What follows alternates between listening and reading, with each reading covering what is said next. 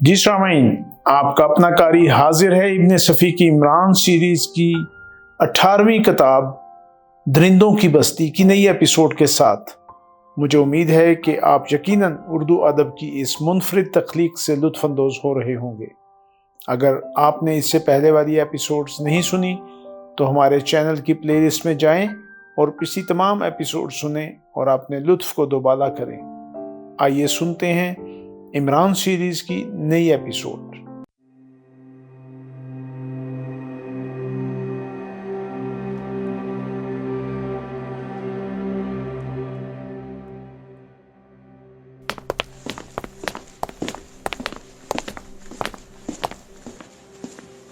پتہ نہیں کیوں یک بیک عمران کی آنکھ کھل گئی۔ حالانکہ کمرے میں داخل ہونے والے بہت احتیاط سے داخل ہوئے تھے۔ یہ تعداد میں 4 تھے اور ان کے ہاتھوں میں ریوالور بھی موجود تھے۔ عمران اچھل کر بیٹھ گیا۔ خبردار، چپ چاپ پڑے رہو، ایک نے گرج کر کہا۔ شہباز بھی جاگ پڑا اور اس کی بھی وہی حالت ہوئی جو عمران کی ہوئی تھی۔ تم تو بالکل ہی خاموش پڑے رہو، ایک آدمی نے اپنی جیب سے لوہے کا چھوٹا سا حلقہ نکال کر اسے دکھاتے ہوئے کہا۔ اس کے ریوالور کا رخ شہباز کے سینے کی طرف تھا۔ تم کیا چاہتے ہو؟ شہباز آنکھیں نکال کر بولا۔ ہم اسے غار والے کے پاس لے جائیں گے۔ اگر تم دخل دو گے تو ہمیں یہی حکم ملا ہے کہ تمہیں قتل کر دیں۔ ارے یارو، کیوں ڈرتے ہو؟ کل رات کی چائے تم چاروں میں برابر تقسیم کر دوں گا، عمران احمقانہ انداز میں بولا۔ چپ رہو، شہباز دھاڑا۔ تم سمجھے بوجھے بغیر اس قسم کا کوئی وعدہ نہیں کر سکتے۔ غار والا تم لوگوں کی طرح چائے کا محتاج نہیں ہے، اسی آدمی نے برا سا منہ بنا کر کہا۔ تم اجنبیوں کو یہاں کیوں لائے ہو؟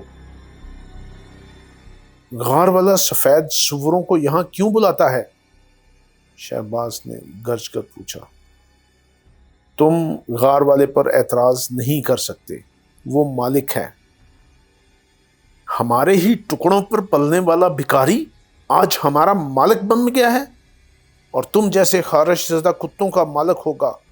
میرا نہیں ہو سکتا، میں زرغام کا بیٹا شہباز ہوں۔ اور میں سنجیدہ خان محتاط کا بخ، عمران کپ کپاتی ہوئی آواز میں بولا۔ بخ کے ساتھ ہی اس نے ایک کی ٹانگ پکڑ لی اور جیسے ہی وہ جھکا، عمران نے بڑی پھرتی سے اسے دونوں ہاتھوں پر روک کر دوسروں پر اچھال دیا۔ 3 فائر بیک وقت ہوئے اور اس چوتھے آدمی کا جسم چھلنی ہو گیا۔ شہباز کے لیے بھی اتنا ہی موقع کافی تھا۔ دوسری طرف سے اس نے ان پر چھلانگ لگائی۔ اس غیر متوقع حملے نے انہیں بکھلا دیا اور پھر ان میں سے صرف ایک کے ہاتھ میں ریوالور رہ گیا۔ اس نے عمران پر فائر کیا، لیکن گولی پھوس کی چھت میں جا گھسی اور پھر اسے دوسرے فائر کا موقع نہ مل سکا۔ عمران نے نہ صرف اس کا ریوالور چھین لیا بلکہ خود اسے سر سے اونچا کر کے اس زور سے ریوالور پر مارا کہ اس کی دوسری چیخ نہ سنی جا سکی۔ دوسری طرف وہ دونوں شہباز سے لپٹے ہوئے تھے۔ عمران نے ان میں سے بھی ایک کی ٹانگ لی اور اس کا بھی وہی حشر ہوا جو دوسرے کا ہوا تھا۔ پھر شہباز نے چوتھے کا گلا گھونٹ کر مار ڈالا۔ اوئے سب شکن، اوئے سب شکن، وہ عمران کو نیچے سے اوپر تک دیکھتا ہوا بولا۔ یار تو آدمی ہے یا؟ وہ آگے بڑھ کر عمران کا بازو ٹٹولنے لگا اور پھر مسکرا کر بولا۔ تو بھی بڑے باپ کا بیٹا معلوم ہوتا ہے۔ نہیں، میرا باپ 4.5 فٹ کا آدمی ہے۔ تب پھر اس کی روح بہت بڑی ہوگی۔ ان کا کیا ہوگا؟ عمران نے لاشوں کی طرف اشارہ کیا۔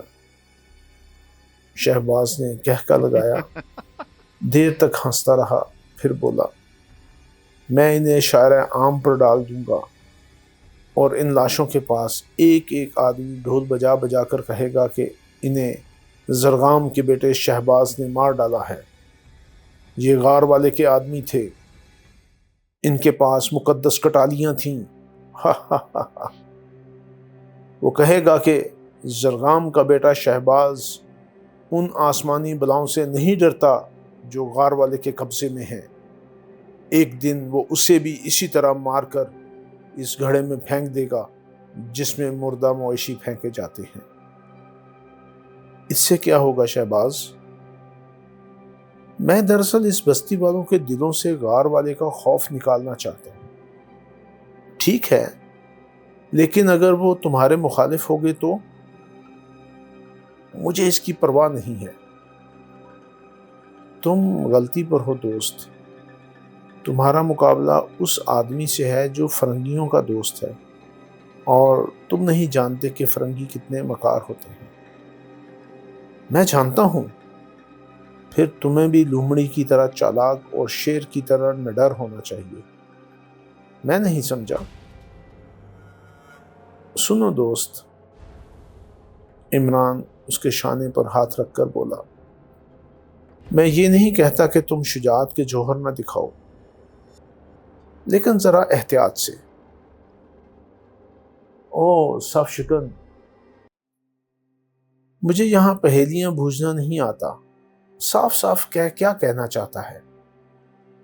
میں بالکل صاف صاف کہوں گا، تم سنتے جاؤ۔ فرض کرو اگر یہ فرنگی ایک گھڑے میں آگ بھر دیں اور تم سے کہیں کہ اس میں کود جاؤ ورنہ ہم تمہیں بہادر زرغام کا بیٹا نہ سمجھیں گے، تو تم کیا کرو گے؟ میں اپنے باپ کا نام اونچا رکھنے کے لیے ضرور کود جاؤں گا۔ عمران نے کہکا لگایا۔ تب تو وہ یہی کریں گے، اور شکرال کی عورتیں دگلے بچے۔ چپ رہو، چپ رہو، ورنہ میں تمہاری گردن اڑا دوں گا۔ اگر تم مر گئے تو یہی ہوگا جو میں کہہ رہا ہوں۔ پھر مجھے کیا کرنا چاہیے؟ چالاک بنو۔ اگر تم بھیڑیے ہو تو بھیڑ کی کھال پہن لو۔ شجاعت اس وقت دکھاؤ جب اس کی ضرورت ہو۔ اس طرح اگر دشمن تم سے زیادہ طاقتور ہو تب بھی تم اسے مار لو گے۔ شہباز تھوڑی دیر تک کچھ سوچتا رہا، پھر بولا، تم ٹھیک کہہ رہے ہو۔ پھر ان لاشوں کا کیا کیا جائے؟ آؤ ہم انہیں دفن کر دیں۔ او بابا، وہ کانوں پر ہاتھ رکھ کر بولا، زمین کھودنی پڑے گی۔ تم فکر مت کرو، میں صبح ہونے سے پہلے انہیں دفن کر دوں گا۔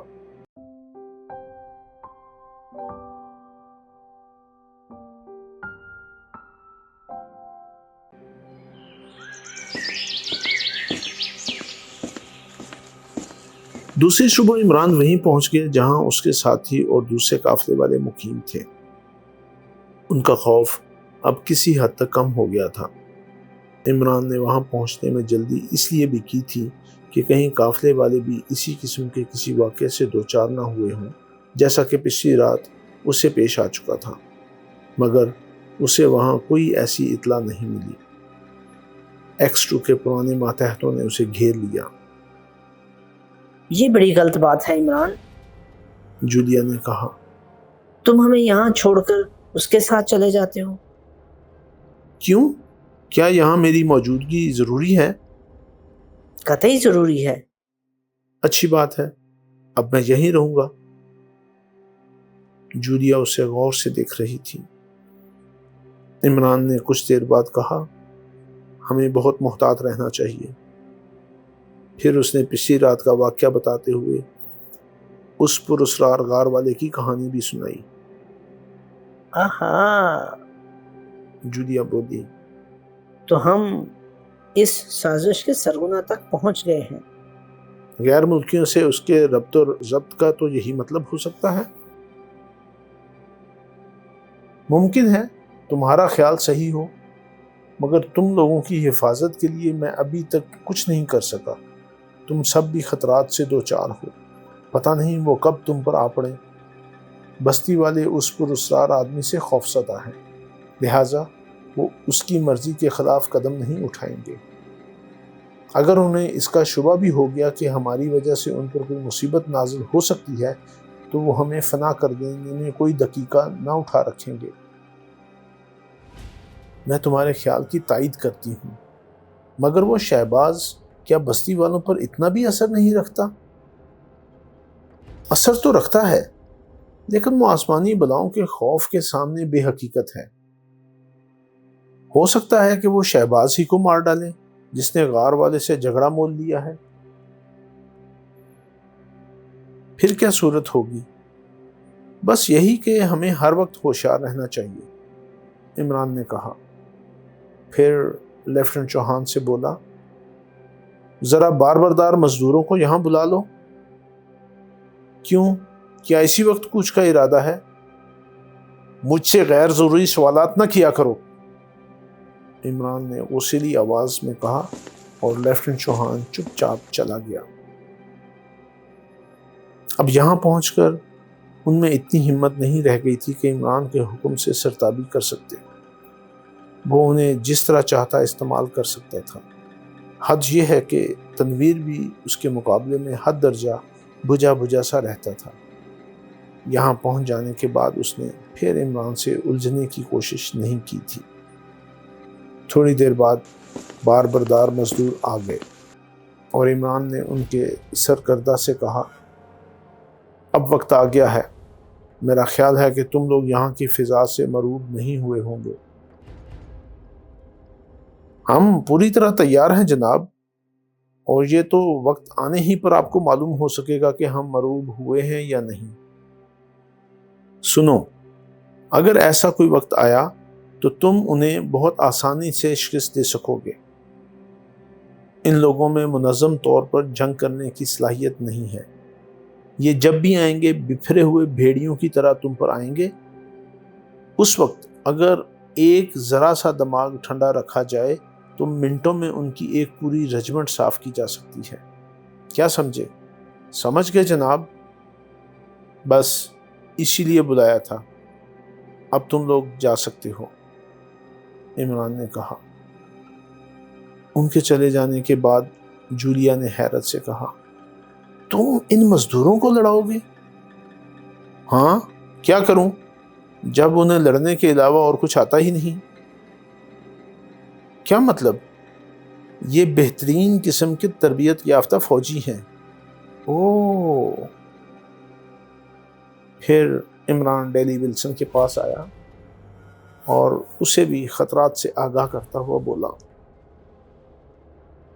وہ سردار جو ہمیں یہاں لایا ہے ہمارا دوست ہی ہے، مگر ایک دوسرا سردار جو اس سے زیادہ طاقتور ہے یہاں ہماری موجودگی پسند نہیں کرتا، اور واضح رہے کہ وہ لڑکی جس کی تلاش میں ہم یہاں آئے ہیں اسی سردار کے قبضے میں ہے، لہٰذا تمہارے شکاریوں کو ہر وقت تیار رہنا چاہیے۔ وہ تیار ہی ہیں ماسٹر عمران، لیکن اس وجہ سے کچھ بددل سے ہو گئے ہیں کہ یہاں کے باشندوں کی زبان ان کی سمجھ میں نہیں آتی۔ ہے ڈینی، کیسی باتیں کر رہے ہو؟ کیا وہ یہاں کے باشندوں سے رشتے قائم کرنے آئے ہیں؟ آپ میرا مطلب نہیں سمجھے۔ میں یہ کہنا چاہتا ہوں کہ وہ اس اجنبیت سے اکتا گئے ہیں۔ اکتاہٹ اور چیز ہے، لیکن انہیں خائف نہ ہونا چاہیے۔ وہ خائف نہیں ہے ماسٹر، آپ مطمئن رہیے، جب بھی ضرورت پڑی وہ آخری سانسوں تک لڑیں گے۔ بس ٹھیک ہے، عمران نے کہا، اور پھر اسی چھولداری میں واپس آ گیا جہاں جولیا مقیم تھی۔ کیوں؟ جولیا نے بھویں سکیڑ کر پوچھا۔ اہم کچھ نہیں، تم بتاؤ، ٹرانسمیٹر کہاں ہے؟ میں نے اس پر ایکسٹرو سے رابطہ قائم کرنے کی کوشش کی تھی، لیکن کوئی جواب نہ ملا۔ جولیا نے عمران کو گھورتے ہوئے کہا، تو اس میں میرا کیا قصور ہے؟ تم مجھے اس طرح کیوں گھور رہی ہو؟ کچھ نہیں، کچھ بھی نہیں۔ جولیا نے دوسری طرف منہ پھیرتے ہوئے کہا، وہ اسی صندوق میں ہے جس میں تم نے رکھا تھا۔ عمران نے ٹرانسمیٹر نکال کر بلیک زیرو سے رابطہ قائم کرنا چاہا،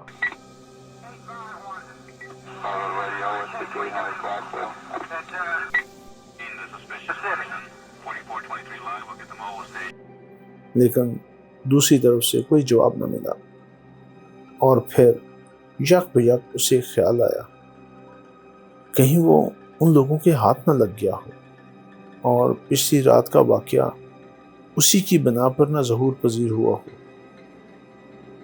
کیوں؟ جولیا اسے شبہ کی نظر سے دیکھتی ہوئی بولی، کچھ نہیں، میرا خیال ہے کہ ٹرانسمیٹر خراب ہو گیا ہے۔ پھر اب کیا ہوگا؟ کچھ بھی نہیں، میں دودھ پیتا بچہ نہیں ہوں کہ بات بات پر اس کے احکامات کا محتاج رہوں۔ میری کھوپڑی سیکنڈ ہینڈ ہی صحیح لیکن چل جاتی ہے، تم فکر نہ کرو۔ تم آخر اعتراف کیوں نہیں کر لیتے کہ تم ہی X2 ہو؟ جولیا، کیا تمہارا دماغ چل گیا ہے؟ کیا تم نے ٹرانسمیٹر پہ اس کی آواز نہیں سنی تھی؟ کیا تم نے وہ 2 لاشیں نہیں دیکھی تھی؟ جولیا کچھ نہ بولی۔ اس کی آنکھوں میں پھر اسی قسم کی الجھن کے آثار نظر آنے لگے تھے جیسے پاگلوں کی طرح چیخنا شروع کر دے گی۔ عمران کو بلیک زیرو کی فکر تھی، اس لیے اس نے زیادہ گفتگو نہیں کی۔ پھر وہ چھلداری سے باہر جانے کا ارادہ کر ہی رہا تھا کہ لیفٹنٹ چوہان بکھلایا ہوا اندر داخل ہوا، لیکن عمران پر نظر پڑتے ہی بے ساختہ ہنس پڑا۔ یار عمران صاحب، بس مزہ آ گیا۔ یعنی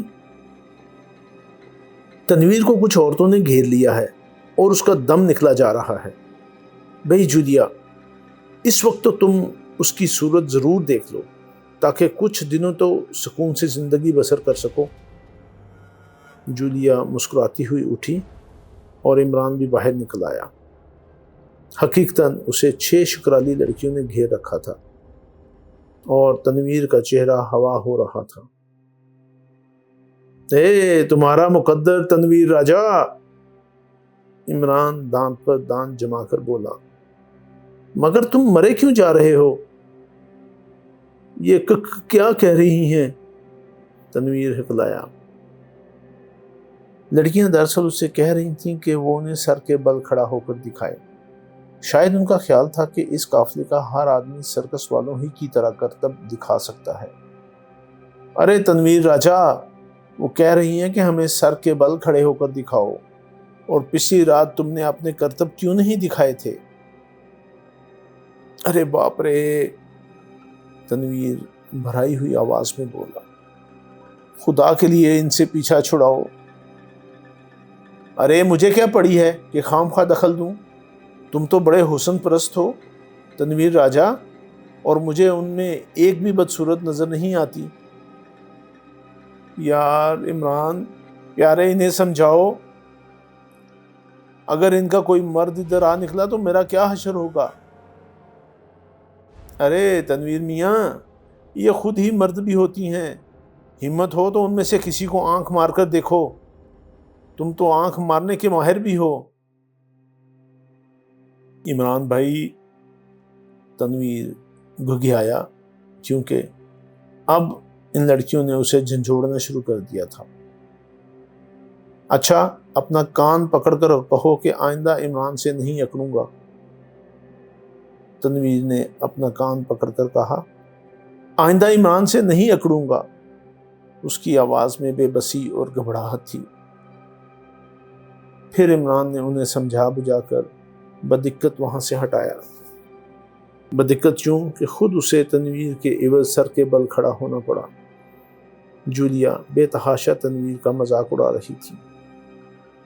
میں سمجھ ہی نہیں سکا کہ یہاں کی عورتیں کس قسم کی ہیں، چوہان بولا۔ بس اسی قسم کی ہیں کہ ان کے شوہروں کے علاوہ اور کوئی انہیں ہاتھ نہیں لگا سکتا۔ یہ ہماری ان معزز خواتین سے بہتر ہیں جو شوہروں کو سائن بورڈ کی حیثیت سے استعمال کرتی ہیں، اور ان نیم وحشی عورتوں کے شوہر بھی اسی طرح پابند ہیں۔ یہ اپنی بیویوں کو دوسری عورتوں کے پھانسنے کا ذریعہ بنانا نہیں جانتے۔ تمہیں یاد ہوگا راہ میں اس بوڑھے نے کیا کہا تھا؟ اس نے کہا تھا کہ تمہاری عورتیں محفوظ رہیں گی، لیکن مرد چن چن کر مار ڈالے جائیں گے۔ اس نے ٹھیک ہی کہا تھا۔ عورتیں حقیقتاً بہت شوخ ہیں، مگر جنسیت زدہ نہیں۔ ان کے اس رویے پر کم از کم میرے ساتھی یقیناً غلط فہمی میں مبتلا ہو سکتے ہیں، اور پھر مرد عموماً غلط فہمی میں مبتلا ہوتے ہی کوئی نہ کوئی ایسی حرکت ضرور کر بیٹھتا ہے جس کی بنا پر قاعدے کی روح سے اس پر سینڈل ہی ٹوٹنے چاہیے۔ لیکن اپنی طرف کی عورتیں سچ مچ محبت شروع کر دیتی ہیں۔ خیر، ہاں، تو اگر تم میں سے کسی میں بھی دم ہو جائے غلط فہمی میں مبتلا۔ کفن دفن کا ذمہ میں لیتا ہوں۔ ایک بار پھر کان کھول کر سن لو کہ اگر کسی نے بھی کوئی غلط قدم اٹھایا تو وہ پورے قافلے کی موت کا ذمہ دار ہوگا۔ کوئی کچھ نہ بولا۔ وہ سب منتشر ہو گئے۔ اب شام کے شو کے لیے سرکس تیار کرنی تھی، لیکن عمران صرف بلیک زیرو کے متعلق سوچ رہا تھا۔ اس نے اس وقت سے شام تک تقریباً بار بار اس سے ٹرانسمیٹر پر رابطہ قائم کرنے کی کوشش کی، لیکن کامیابی نہ ہوئی۔ شام ہوتے ہی شہباز بھی آ گیا، لیکن ہمیشہ کی طرح اس وقت بھی اس کا چہرہ پرسکون ہی نظر آ رہا تھا، اور آنکھوں کی بھی وہی اداسی کیفیت تھی۔ عمران نے اس سے کہا، سردار شہباز، میرا ایک آدمی کل سے غائب ہے، کہیں اسے غار والے ہی کے پاس نہ پہنچا دیا گیا ہو؟ ممکن ہے، شہباز نے لاپرواہی سے جواب دیا، پھر کچھ دیر خاموش رہ کر بولا، تم آج بیکار انتظار کر رہے ہو۔ کیوں؟ آج بستی کا کوئی خارش زدہ کتا بھی سرکس دیکھنے نہیں آئے گا۔ بستی والوں کو اس کا علم ہو گیا ہے کہ غار والا اس سرزمین پر سرکس والوں کا وجود پسند نہیں کرتا۔ پھر کیا ہوگا؟ اپنے آدمیوں سے کہو ہر وقت تیار رہیں۔ وہ ہر وقت تیار رہیں گے، تم اس کی فکر نہ کرو دوست۔ اور اب میں یہیں رہوں گا، شہباز نے کہا۔ اگر اس سور کے آدمیوں نے حملہ کیا تو؟ ٹھہرو دوست، عمران ہاتھ اٹھا کر بولا، مجھے یہ بتاؤ کہ شکرال کی کتنی بستیاں اس کے ساتھ ہیں؟ ایک بھی نہیں، سب اس سے نفرت کرتے ہیں، لیکن آسمانی بلاؤں سے ڈرتے ہیں۔ میں یہ پوچھ رہا تھا کہ کیا شکرال کی بستیاں کسی جنگ میں بھی اس کا ساتھ دے سکیں گی یا نہیں؟ اگر وہ آسمانی بلاؤں کی دھمکی دے تو ایسا بھی ممکن ہے، شہباز بولا، لیکن میری سنو، شکرال کیا اگر ساری دنیا بھی اس کے ساتھ ہو تو زرغام کے بیٹے کا ہاتھ اس کے خلاف ہی اٹھے گا۔ وہ تو ٹھیک ہے دلیر سردار، مگر عمران کسی سوچ میں پڑ گیا۔ پچھلی رات تم نے کیا کہا تھا؟ دفتن شہباز غصیلی آواز میں گھرایا۔ میں نے کہا تھا کہ میرے آدمی تمہارے ساتھ ہیں۔ پھر اب تم بزدلوں کی سوچ میں کیوں ڈوبنے لگے ہو؟ زرغام کے بیٹے، میری بات سمجھنے کی کوشش کرو۔ غار والے کے ساتھ فرنگیوں کی عقل ہے، اس لیے میں اپنی اس عقل کو آواز دینے کی کوشش کر رہا ہوں جو فرنگیوں کی عقل کا مقابلہ کر سکے۔ جلدی آواز دے چکو، میں اس بستی کے پاگل آدمیوں کی شکلیں دیر تک نہیں دیکھنا چاہتا۔ میں نہیں سمجھا، اس سے تمہارا کیا مطلب ہے؟ وہ میری نہیں سنتے۔ میں اپنی چھاتی پر ہاتھ مار کر کہتا ہوں کہ میں اس سور کی بددعاؤں کے باوجود بھی زندہ ہوں۔ تم بھی اس سے نہ ڈرو، لیکن وہ میری نہیں سنتے۔ تم انہیں پاگل نہ کہو گے تو اور کیا کہو گے؟ اچھا تو آؤ، اب سنو۔ میرے پاس 75 ایسے آدمی ہیں جو پوری قوت سے کسی مشکل کا سامنا کر سکتے ہیں۔ اوہ، پھر ہمیں قطعی دیر نہ کرنی چاہیے، شہباز نے کہا۔ ہم سیدھے غاروں پر جا چڑھیں؟ بالکل ٹھیک۔ مگر تمہارے ساتھ صرف 3 گھوڑے ہیں، اور وہ بھی بالکل بیکار۔ عمران سر ہلا کر بولا، وہ سرکس کے گھوڑے ہیں، سواری کے نہیں۔ فاروں کی آواز سن کر ان کا دم ہی نکل جائے گا۔ 75 گھوڑے۔ شہباز خاموش ہو کر کچھ سوچنے لگا، پھر تھوڑی دیر بعد بولا، میں انتظام کروں گا، تم بے فکر رہو، مگر اس کے لیے ہمیں رات گئے تک یہاں ٹھہرنا پڑے گا۔ مگر میرا خیال ہے کہ تمہارے پاس صرف 2 گھوڑے ہیں، عمران نے کہا۔ ارے تم نہیں سمجھے، وہ آہستہ سے بولا۔ اس کی اداس آنکھیں چمکنے لگی تھیں اور ہونٹوں پر ایک شریر سی مسکراہٹ تھی۔